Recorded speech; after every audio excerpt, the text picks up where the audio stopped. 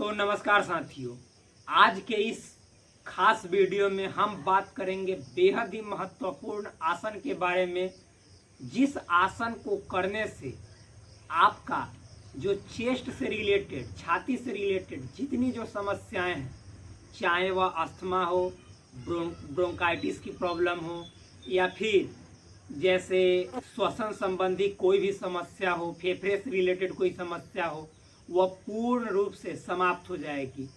और हाँ, आपका चेस्ट चौड़ा हो जाएगा।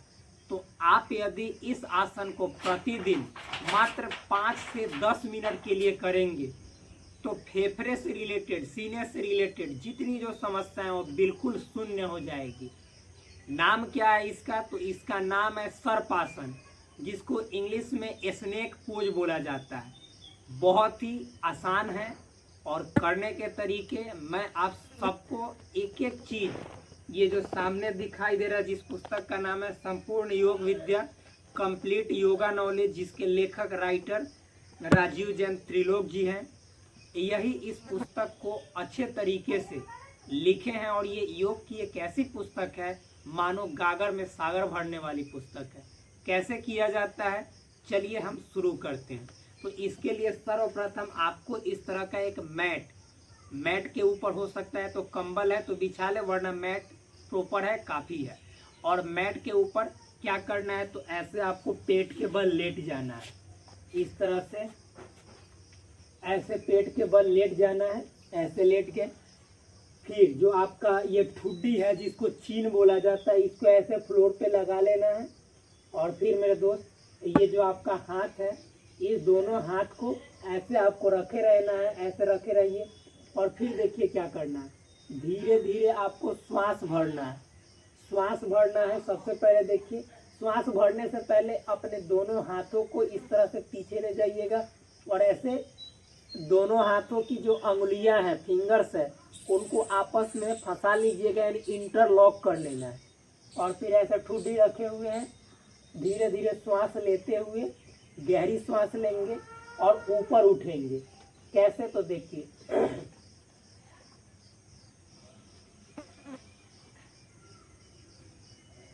अपने सीने को, चेस्ट को, यानी वक्षस्थल इसको कहा जाता है।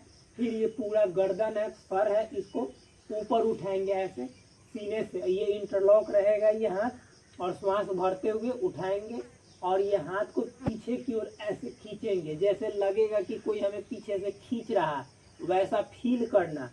और ऐसे जितना पीछे हो सके हाथों को पीछे करेंगे, तानते हुए, स्ट्रेच करते हुए ले जाएंगे। और ये सीने को जितना ऊपर, गर्दन को उठा सकते हैं उतना ऊपर उठाए। और आप अपने कंफर्टेबिलिटी के अनुसार, यानी अनुकूलता के अनुसार, जितनी देर आप इस अवस्था में रह सकते हैं, श्वास को रोकते हुए, यानी जब हम नीचे से ऊपर गए ऐसे तो श्वास लिए हुए, तो उस श्वास को रोकना है और रखे रहना है, इस हाथ को ऐसे उठाए हुए रहना है, ऐसे जी, मतलब जस्ट लाइक किसी पोज में ऐसे। और फिर जब आपको लगे कि अब मतलब कि हमारा कंफर्टेबिलिटी है, जो अनुकूलता है, वह लो हो रहा है, तो आप प्लीज़, मतलब आपकी जो क्षमता है, कैपेसिटी है, वह लूज हो रहा है, तो प्लीज़ आप श्वास छोड़ते हुए पूर्व की ऐसे स्थिति में आ जाए। ऐसे हाथ को और इधर कर ले और पूर्व की अवस्था में ऐसे आ जाए। फिर श्वास भरते हुए ऊपर उठे, हाथों को पीछे की ओर तानते हुए ऐसे जाए, इस तरह से। जितनी देर आप रख सकते हैं रखें, उसके बाद पूर्व अवस्था में आ जाए। इस क्रिया को कम से कम 5 से 10 बार करें और फिर उसके बाद इसके देखिए बेनिफिट, अद्भुत लाभ है, चमत्कारिक लाभ है। तो चलिए हम करके दिखाते हैं।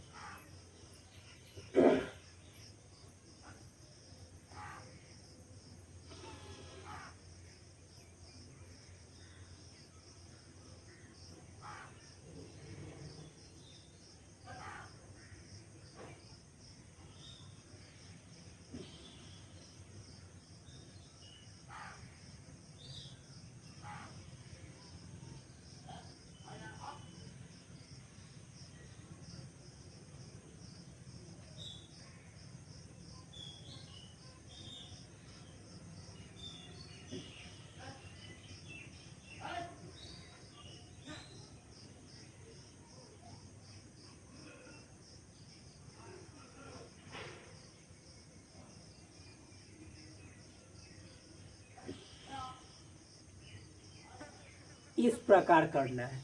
इस क्रिया को कम से कम आप 5 बार अवश्य करें, कम से कम 5 बार अवश्य करें। इसके अद्भुत लाभ प्राप्त होंगे, बहुत ही चमत्कारिक लाभ।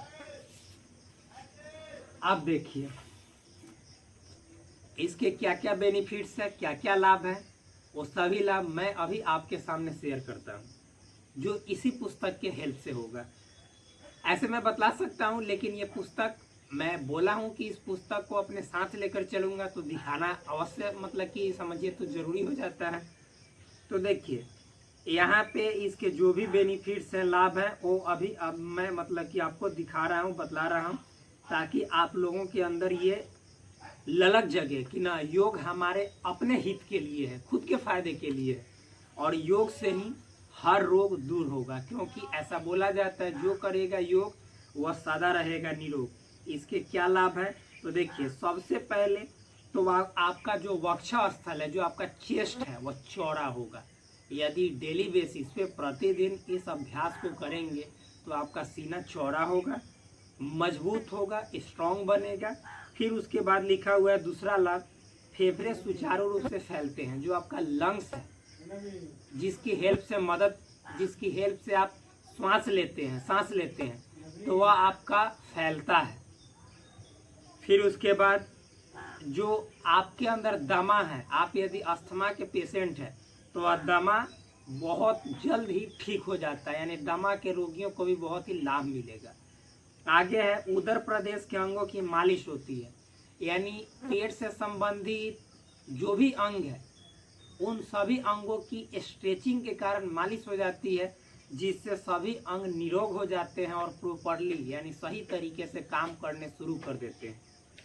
कब्ज दूर होता है, लेकिन सावधानी भी बरतनी है। प्रिकॉशंस क्या है कि जिनको हाई ब्लड प्रेशर है, हाई बीपी है, या फिर हार्ट से रिलेटेड कोई भी समस्याएं, हृदय से रिलेटेड, तो इस आसन को जबरदस्ती न करें तो ही फायदा होगा।